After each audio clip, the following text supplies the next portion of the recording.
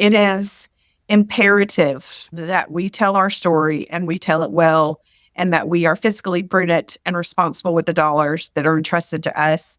And that's where we always come back to making sure everything we do serves our community. We want to be of value, just like the school system, just like the public safety, just like the transportation. People need to look at us as a very important piece of this economy so that if something happens, they have our back. They know how important the work we do is.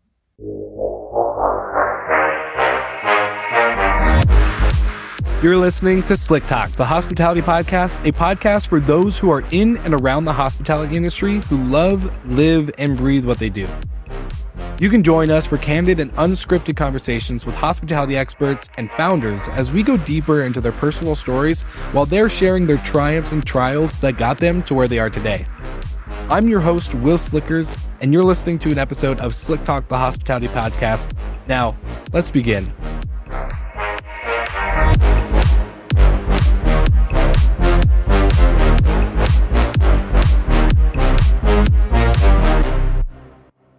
All right, Slick Talkers, welcome back to another episode of Slick Talk, the Hospitality Podcast, where I am joined today by our guest, Robyn Bridges, who is all the way in Auburn, Alabama. How are we doing today, Robyn? Hey, Will, I'm doing great. Thank you for having me. Of course. I think you're going to be our first DMO that we've ever had on the show, but I love it. I could be wrong. For the sake of me not butchering what you do and the crazy world that you're in of travel and tourism, what do you do? What's your background? And we'll jump in from there. Okay, thank you. I am the president and CEO of Visit Auburn Opelika, which is a destination management organization. We've been called so many things over the years, and it's a lot of acronyms, and nobody ever understands what they mean. So several years ago, 20 years ago now, we made the decision to change our name to Auburn Opelika Tourism because everybody kind of seems to understand what tourism is. And that has made it much more accessible to our visitors and to our community in terms of telling our story in a way that they understand it, in a way that we can serve them best. So, years ago, DMOs were started as mainly a marketing mechanism for communities and for tourism in communities. And we have shifted much more, particularly since COVID, but really over the last decade or so, to more of a management organization and a voice in our own communities of things like sustainability and taking care of the community, developing the community in a way that is smart and that makes sense for the sustainability and for good growth in the community through tourism and through the visitor. So we kind of have our hands in a lot of different pieces. Anything that relates, again, to the visitor economy, that we, at least we at Air Tourism, want to have a voice in. But at the end of the day, for us, and I feel like it should be for any organization like ours, it's about doing what's best for your community because that's the reason that you exist. So that's 100%. Well, that's our story in a nutshell. I love it. Well, let's talk about your guys' community because I had the awesome pleasure and honor to get to stay at the Laurel Hotel for our Good Morning retreats. Michael Golden and I host 2 retreats a year, and this was our first one, our summer edition. And we got to host it at the Laurel Hospitality School or the Laurel Hotel, but they also have the hospitality school there. We got to talk to Horst Schultze. We got to see the football stadium for Auburn University, I believe, and correct me if I'm misquoting. I didn't go to college, so I don't know how to name all these things. But it was such a beautiful town. Like you guys had, it's clean. It like had that small town, but kind of a bigger city feel too at the same time. So let's talk about kind of the special pieces that make it so special. And you got to actually work at the Auburn Hotel originally. I did. I started my hospitality career. Started my hospitality career at the AU Hotel. And for anybody who hasn't heard of the Auburn, or at least as it relates to hospitality, I don't think it will be too long before we are the gold standard for education in our field. And we are so, so proud of the way that our school and the program for hospitality has evolved. And now with the facility, as you mentioned, the Laurel, but it's part of the Rain Culinary Science Center. It is such a special facility, and our community is very, words like unique and special, they're cliches and they're trite, but you just have to see it and feel it to understand it. And every time we bring people here who aren't familiar with it, we hear the same thing.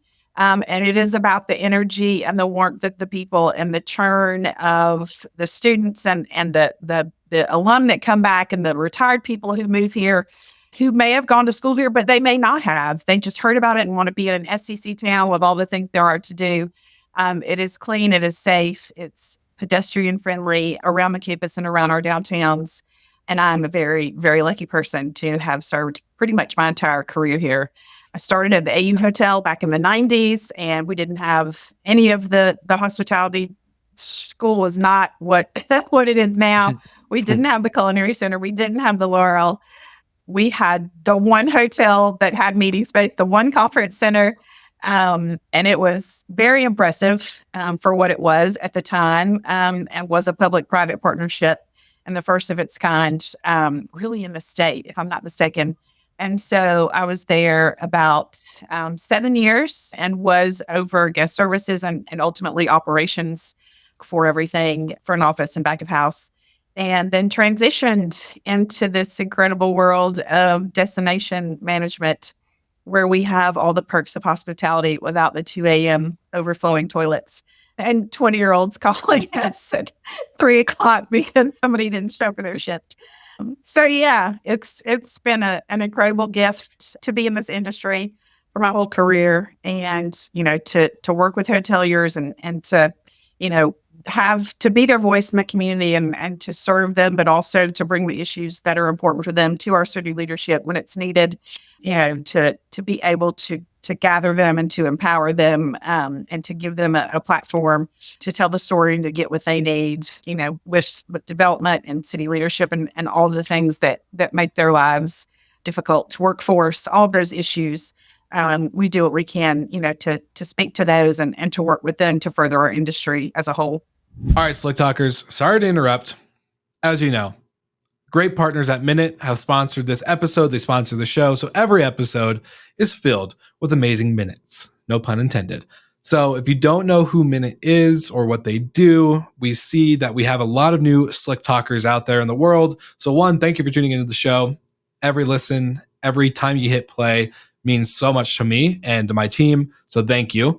But if you are new, Minute is an amazing noise detection device. Not only do they measure noise decibel levels inside of your vacation homes or your hotels, they actually can detect smoke.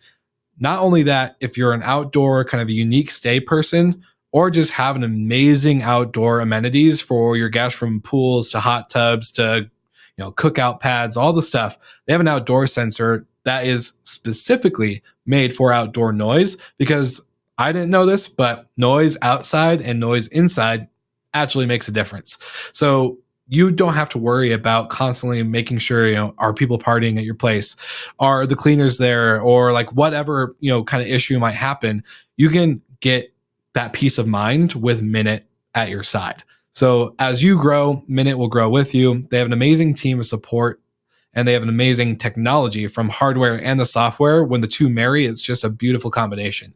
We use Minute in all of our vacation homes and hotels with our management company, and it's the best decision we've made because we are so dispersed and we are so spread out that having Minute just is a necessity for our operations. So get with Minute, go to the link in the show notes, let them know that Will from Slick Talk sent you. They'll give you a sweet deal. And of course, you know the drill. We're back to the episode, and I hope you enjoy. So you're telling me you don't miss the 20-year-old calling at 3 a.m. because they're missing their shift?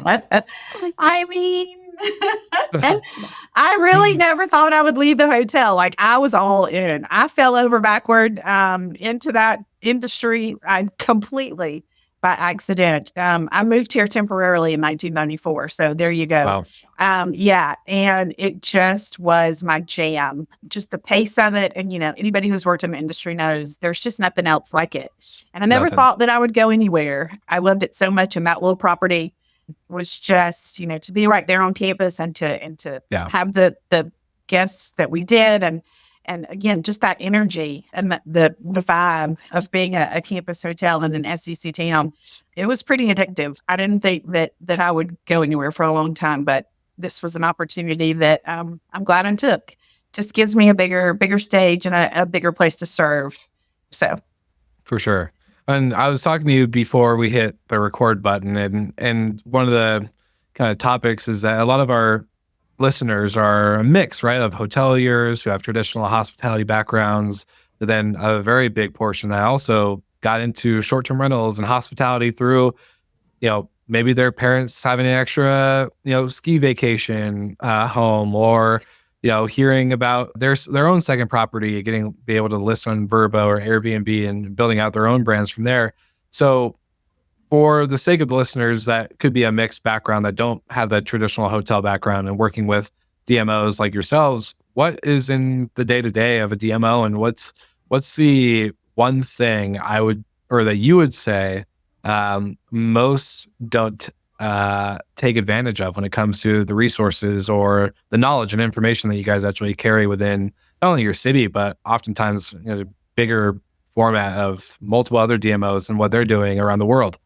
right. It's interesting to have watched, to have been in this industry as long as I have, and to have watched the evolution of short-term rentals as a viable market. If you're in Orlando or, some sort of vacation destination, then you've seen that happening for a long, long time. But we certainly did not here have that. And, everything from getting through the decision on whether or not to regulate in the first place, and then what the regulation was going to look like, to, getting a level playing field with the lodging tax requirements and business licenses and all those things. It's just been interesting to watch. And we have, again, we've been a voice for our hoteliers, yes, but also for those property owners, because they deserve the opportunity. We believe if you're paying your lodging tax, then you are no different than the 250 room property on the corner, right? And so I would say, it is still the Wild Wild West. You could be Orlando and it could be very regulated and very clear, or you could be, Fort Payne, Alabama, and there's nothing. There's no rules. You do what you want. And so it just depends on your community, but 100%, if you are a property owner and you're paying your taxes and you are doing the things that you're supposed to do, then you need to go and ask your tourism organization how they can represent you and how they can promote you and how they can market you, because you deserve that, just like the hotelier on the corner.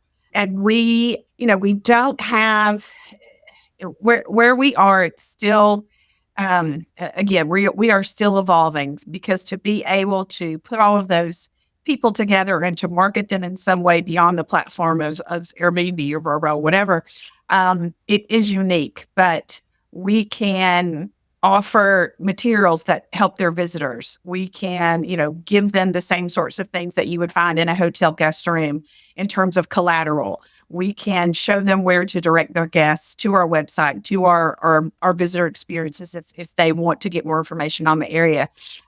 We're here to serve them just like any other property owner. And, so I would encourage anyone who owns properties to look at your community and see what your DMO is doing and see what they can do for you. It's an open conversation. And I don't think you should never, no matter where you are, you shouldn't find anyone who's not willing to help you. We're service people. That's what we do. That's why we're here. So, it never hurts to ask, no matter what the situation is in your community. I'm pretty sure that's the Southern hospitality of yours talking compared to most. But everybody, that's right. Come on. I don't think so. I don't know. I've had some interesting experiences, but I know you have too. So it's definitely that Southern hospitality piece standing out a little bit. But I find it super fascinating from a organization that manages destinations like yours. Where are the travelers coming from? Like, how are you getting to market to these groups that are coming in for football games or for all these certain activities that you guys are able to put on as a town or community? That, like, I just because I'm so used to the Expedias, the Booking.coms, the Airbnbs. Those are our marketing channels for a lot of property inventory, right? And then obviously you have social media. But what's the big focus for you guys? Is building up a database? Where do you get all this information to start actually like focus targeting? It is, it's the salad days, as a quote from a favorite old movie of mine. In terms of the data that is available to us, when I started in this business, we had very little. We had hotel star reports, and a lot of people didn't even purchase those in the DMO world. We did that because we came from hotels, so we just knew that we needed to do that. But there is so much data now. We know exactly where our visitors are coming from. We know how old they are. We know what they do when they come here. We know how much money they spend. We know what their interests are. We know what markets are looking at us, but not physically coming here.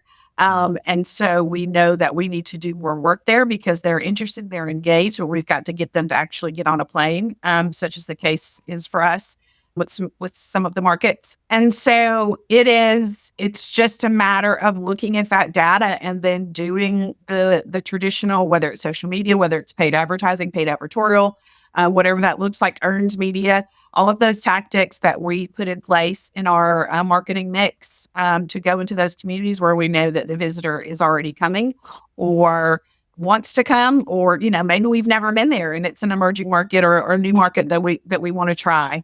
So it really is, everything is available to us through data. And we are fortunate, it's not free, it's all very costly. And we have the resources to put into that. But I mean, we're very small, relatively speaking, and we believe that data is important. And so we make the sacrifice to pay for it because that's what's best for us, is to continually seek the new visitor and the repeat visitor.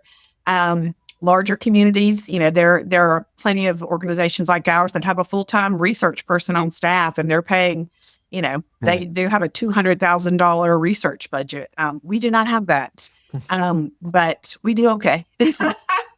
We do okay. So yeah, we are able to see, and the data is there for short-term rental visitors, just like it is for hotel visitors. So it's available to us, and we look at those markets, and we can go into those markets. And try to penetrate them, again, or even more, getting their visitors to come to the destination. What do you think would happen to a community like Auburn without an organization like yours? If there was no group to put together this data and this information and to market and to target and to do everything you guys are doing, I just see such a benefit, especially like actually getting to experience it in Auburn. It was such a different experience. I don't know how to explain it, right? Like, it's not like, it wasn't like I was like fed a targeted ad on Instagram and then showed up and was like, it just had this sense of hospitality. And so I would love to know, where do you think, communities like yours go if there is no organization to kind of do this and do the heavy lifting? There are some cautionary tales out there. And we are not, we don't have a beach. We don't have a theme park. We don't have casinos. We are not, what makes us a destination is very different. And it's not that we are a vacation destination. So that having been said, Colorado is a huge example. Back in the, I believe it was late 90s, they had a governor who came in and said, you know what? We do plenty of tourism business. I'm going to cut the state's advertising budget because everyone knows that Colorado exists. They lost billions of dollars, and they still have not regained the market share that they had before that budget was cut. The state of Florida, exact same thing. They had a new governor come in, cut the state's tourism budget. Tourism plummeted, fell through the floor. And those are two of the biggest vacation states in the United States. So it's, there is evidence that shows that what we do is important. For us, our market it's about 60-40 leisure to group. And so what we do in the group component, if we were not here to do it, then that would be, theoretically 40% of our market, 50% of our market that would disappear. We like to think that we are a big deal and that the impact that we make is huge, and we have the data to support that. And so, we do what we can every day to make sure that our city leaders, our state leaders know that story, that we're telling the story, that they're familiar with the impact, that they know what those dollar amounts are, and they know the power of what we do. Because unfortunately, for organizations like mine all over the United States, we can very much fall victim to cash grab. We have a lot of money at times. The visitor economy is very strong and has been since 2019, except for the COVID dip. And city leadership might be looking at that money and thinking we can take that money and build a highway. They don't need that. We don't need any more visitors. Let's build a highway. Let's build some prisons. Let's whatever. And so it is imperative that we tell our story and we tell it well, and that we are fiscally prudent and responsible with the dollars that are entrusted to us. And that's where we always come back to making sure everything we do serves our community. We want to be of value, just like the school system, just like the public safety, just like the transportation. People need to look at us as a very important piece of this economy so that if something happens, they have our back. They know how important the work we do is. All right, I'm back. Sorry to interrupt, but you have to hear about our partners and friends at Hostfully. Not only are they an amazing property management software, they're an amazing team. I've been friends and partners with Hostfully for over 4 years now, and it's been an amazing 4 years. I can't complain because as I continue to grow my business with our property management company, they continue to update and grow their products and features within the Hostfully platform, and it just gets better over time. So with us, we have a unified inbox, we have amazing marketplace, not only for the rest of our tech stack to integrate, which is awesome because they work with so many people, but then the third piece is the distribution is built in. So you don't have to fully rely on a channel manager. You can actually rely on the amazing integrations that Hostfully has with Airbnb, Vrbo, Booking.com, Marriott, Homes and Villas, you name it. They have what you need in order to get your inventory, your properties to the right people.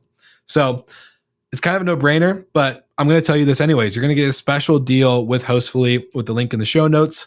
You'll just have to let them know if you love the product and then just tell them that we'll send you. So that way you can get that amazing Slick Talk deal. And of course, we're back to the episode. Thanks for tuning in. I hope you enjoy. Does that happen often in the sense of like the cash grab scenario where it's like, oh, we can build this. They don't need that. Like, does that? It's very interesting. There are probably as many funding models for DMOs in the United States as there are DMOs. Not everyone is funded the same by a long shot, and not everyone is funded with a dedicated source of funding. I have many colleagues, many peers who have to go to city councils, they have to go to county commissions, they have to ask for their budget every single year. We are not that way. And it has always pained me for my colleagues and friends in that position, because how do you plan a year out, 2 years out, 5 years out if you have no idea what your budget's going to be? Some are funded through lodging tax. Many are funded through lodging tax. Some are not. We are, and it is dedicated to us. It is written into state legislation that we get our lodging tax, and it's not a pass-through. It's not an allocation. It comes straight to us, and no one else has the power to take that from us. So we are very, very, very lucky in so many ways. But that is not the case with many organizations. And anytime that you are funded through a council, through a county commission, through a state budget, then as soon as things aren't going well, or if they're going too well for you and not great for somebody else, then yeah, people have their eyes on your funding. Well, I also don't know what point in history we haven't seen our government not spend way more money than they need to. So I guess it makes sense. Not to get political. We'll move on from that one real quick before we open up that can of worms. But yeah, it's that's very fascinating. I didn't know that was a budget that a lot of DMOs don't have control over. Yeah, so that's unfortunate. Yeah, that really is, because I guess from your guys' perspective, since you're not a beach town, you're not a ski town, you're a college town, you have a great football, great sports.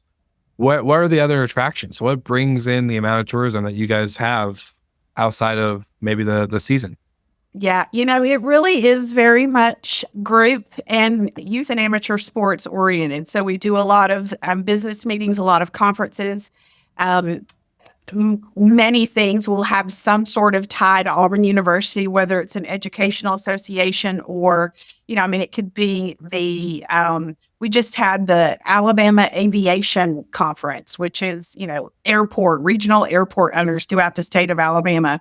And the Auburn University airport manager had always wanted to have that conference here, and they never would come here. And so we got behind him with both, some creative planning recommendations and some funding. And they came here for the first time ever and they were blown away. Now they want to come back. And then it's everything from, things like youth soccer and baseball and lacrosse to, the National American Pickleball Tournament of 1,600 players that is coming here. I don't even know the right acronym, but pickleball. Holy cow, the pickleball! We have one of the largest outdoor. I have to say it correctly. Largest outdoor covered pickleball complexes in the United States. Wow. And now everyone is kind of jumping on the bandwagon trying to copy us. But we started out with 12 covered outdoor pickleball courts, and it was the largest in the country. Then we added 12 more, and then it became, again, the largest in the country. Now we're adding, I think, 8 or 10 more uncovered, because apparently, in case you know anything about pickleball, if you play in a covered space and then you go somewhere to play in an uncovered space, it's totally different, and you might not do as well. So our players who are competing told us we need courts that aren't covered so that we can compete in other places that aren't covered. So it was very interesting. I've learned a lot about pickleball, but it's huge. It's a huge growing sport. It's the fastest growing sport in the nation as we speak right now. And we have had millions of dollars in economic impact in pickleball tournaments over the past 5 years. We used to, this stat kills me. We were giving, so we have a club, a volunteer club that supplies the balls at our pickleball complex. And they used to go through 75 balls a month. People lose them, they get old, whatever. They go through 1,000 balls a month now. Dang.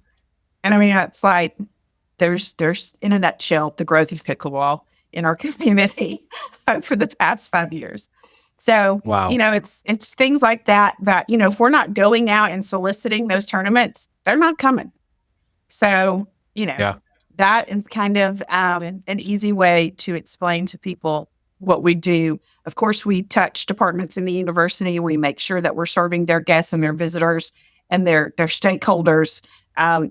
There's always somebody in the university, on the university side, bringing a group, bringing a conference, bringing an association, some sort of business meeting. So we have our hands in that as much as possible. We sell to keep us, active selling of our services. And conference planning and management. So that sort of thing. We do have, the meeting space for 2 conference centers, and now a third has just recently opened, and we'll have a 4th opening in the next year or so. And so they're looking at us to sell their meeting space. And so we have an active team of outside salespeople who are going out and doing that, just like you go out and sell whatever, a podcast. There you go. I like it. Brought it full circle on the pod. I think it's super unique, and it's so cool because I more or less, I think the outside of, I can't remember what exactly the city was. I think it was like visit Florida or visit Orlando. I also was always seeing visit Spokane when I was a front desk agent, because it was like they're always in our lobby, always doing tours, always with people, always asking for room keys to show people all the fun stuff. And so I just didn't think they had that much of an impact, because of my traditional experience with like a community-based type of organization would be like a chamber of commerce. So can you maybe, for me and the listeners that don't know, explain like the difference between a chamber and a DMO organization? Because I think there's obviously some significant differences, because the Chamber of Commerce I'm used to seeing is nothing compared to what you just talked about. Yeah, I would love to explain that difference. We have further complicated matters my entire career because our offices are inside the Chamber of Commerce. So we like to muddy the waters even further. It can be confusing, especially so for us, chambers are always member based, right? And they serve their membership. Sometimes a DMO is member based because that is a way, especially if they don't have dedicated funding, then being a membership organization gives them some control of their funding and they're able to have a hand in that and sell memberships. And it would work the same way. They are representing those partners in their destination that are members. We are not that way. Again, very fortunate. We represent all of our anybody that you would consider a hospitality partner, anybody that contributes to the visitor experience. So it can be a hotelier, it can be a retailer, it can be the state park, it can be the art museum, it can be maybe said retailer, restaurant, of course. So we are representing all of them, and we are telling the story of the entire story of our destination and what it brings the visitor and what there is to see and do here. And I'm thankful that we are not limited by a membership platform, because then you're not telling the whole story, right? And there's a lack of we just want to be fully transparent with the visitor, and they know that they're getting the best of what we have. And unfortunately, with a membership organization, they're limited to who their members are, and so they may miss out on some of the best places if those folks just choose not to be members. So that's the main difference, at least for us. And then, for those who are member based, they are restricting their member base to hospitality partners. So, you're not representing industry or, small businesses that are not related to the visitor, the local car windshield repair man, whoever. So it is very much focused on those businesses that impact the visitor and that are important to the visitor. Gotcha. Well, so I think that kind of answers my question, but the next question I was going to ask you is like, how do you, if you're including retail, hospitality, restaurants, etc., does that, like, and obviously you want to emphasize on local, right? Like if it's an Auburn-based business, you want them to thrive and survive. Yeah. But then how do you include like the Chick-fil-A's or the bigger brands that yeah, local? Everybody loves Chick-fil-A. Those, a lot of places draw the line at fast food. We do include Chick-fil-A because they're so universally loved, and they have great catering for things like teams and groups, kids groups especially. So we do. Everyone has a representation on our website. From the Culinary Center and the Heyday Market and the Acres, which you may have experienced, where you hear to the Chick-fil-A's. And our Chick-fil-A's, everyone's Chick-fil-A's are locally owned by someone who lives or works in the community. So that's a little different. Maybe, it just depends on the setup. But it's not to say the McDonald's isn't wonderful. But, it's just a little bit different. And so we have a big focus on our independents. So they do get the majority of the attention. And that is just the way that it is. The independent retailers, the Auburn originals, the independent restaurateurs, that's what a visitor, that's just the facts. That's what a visitor wants. They can go home and they can eat a McDonald's, they can eat a Chick-fil-A. And so they want to know what's special about Auburn. And so and Opelika. And so that is what, that's the story that we're going to tell. I love it. And very well said. Speaking of restaurants and stuff, what's your favorite one that you guys have in Auburn that I don't know.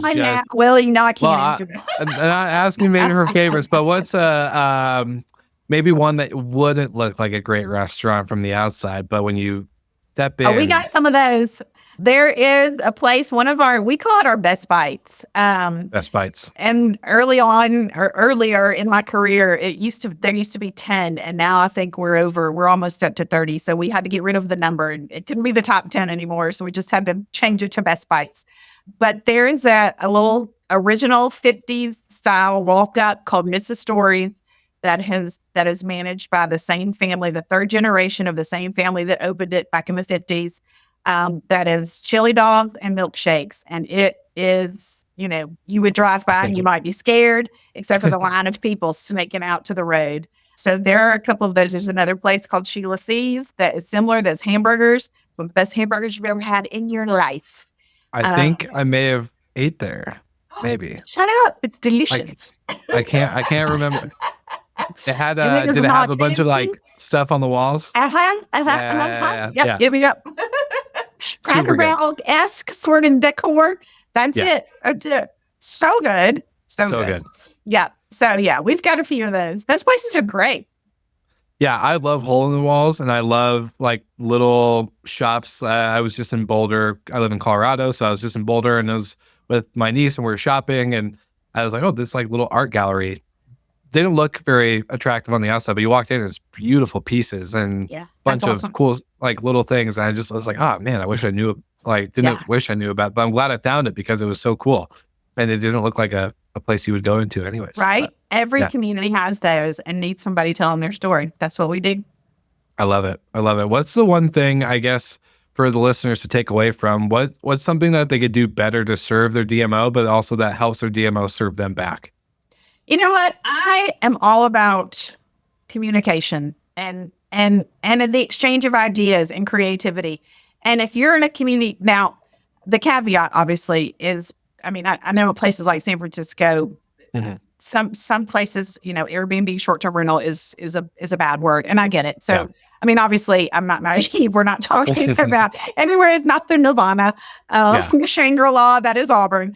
But if you cannot go into your DMO and have a conversation with somebody about, an exchange of information and creative ideas and how can we help each other, then those people don't need to be in that business. Because we're about service. That's why we exist. So you go in there and you try that and they're not nice to you, then you tell them, they need to get out of that business. But that, for us is, those are people in our community. Those are members of our community, and they're serving our visitor just like we are. So we have we have the same purpose, the same mission. And so there's not a reason in the world that we shouldn't be able to have a conversation about how we can both do that better. 100%. And to kind of something last secondary thought here, as you just mentioned, maybe around the short-term rental piece, what are your thoughts on short-term rental owners that are out of state and don't live in state and yet operate legally with licenses or permits? But how do you think that impacts? Because I think you've mentioned multiple times throughout this episode, like community is super important. Local, being from the town, if you're a small business, from a retail to a restaurant, et cetera, obviously that's a big priority for you guys. So when it comes to, I guess, serving a short-term rental owner that doesn't live in Auburn, but has a property in Auburn and wants to have their voice heard, how's that what's your overall approach and thoughts on that? They're still serving our visitor and they're still in our community. They may not physically live here, but the restaurant owner may also not physically live here. The hotel owner may not physically live here, but we're serving the same visitor. So, there's plenty of thought and ordinances and laws about what that looks like. I know Auburn made a distinction between investment property for the owners who didn't live here versus people who did and rented their homes out or whatever. Every community is going to do that differently, but at the end of the day, for us, you're serving our visitor, we're serving our visitor. So, we're not, we're not going to make any distinction. I don't think that's fair. And that's just business. That's the way the world works. And we want the businesses in our community to be successful, even if it's a short-term rental operator who doesn't live here. I love that. I was only asking that because I knew there's probably one person listening who's probably thinking like, well, I don't own or I don't live in the state that I own in. And so how do I make sure that I can, hopefully make the call from wherever you are and talk to your DMO and see what they can do for you. Hopefully they're willing to serve you and give you like a good open conversation. If not, they're not in the right business, as per Robyn. Well, I'm quoting you. Tell them to call me. call Robyn Bridges in Auburn. That's so funny. Well, Robyn, this has been such a fun episode. I would love to ask the famous last question I ask every guest that's been on the show. If you had one link, even though we're going to link everything in the show notes, if you had one link for people to learn more, connect with you, etc., it could be anything under the sun. It doesn't have to even be anything related to the conversation today. If you had one link to send people to, where would you send them? You mean just in general, or like for me and our organization? It could be anything you want. I've had people recommend a book, their email, their LinkedIn. It could be whatever. It's open to interpretation. I'm a big Simon Sinek fan. I'm going to Okay. say look him up. I think he's an this. incredible human being. He's one of my favorite thought leaders in service and culture. And understanding why you do the things that you do, whether it's personal or business or a parent or a spouse. It can be anything. I'm a huge fan. I love it. And then, of course, obviously, we'll have everything else linked in the show notes. So that way, if you want to connect with Robyn, if you want to learn more about how to get more involved with your community and using a tool and a resource like a DMO for yourself, then obviously we'll link that in there. Please, Robyn, thank you. Of course. I've had so much fun with you on the show. Thank you for joining me today. I really appreciate it. Been so great. Thank you for having me. I love it. Of course. Well, for all the slick talkers out there, you know exactly what to do. Make sure you like and subscribe and make sure that you follow along for more great conversations like this. And like always, we will be back next week.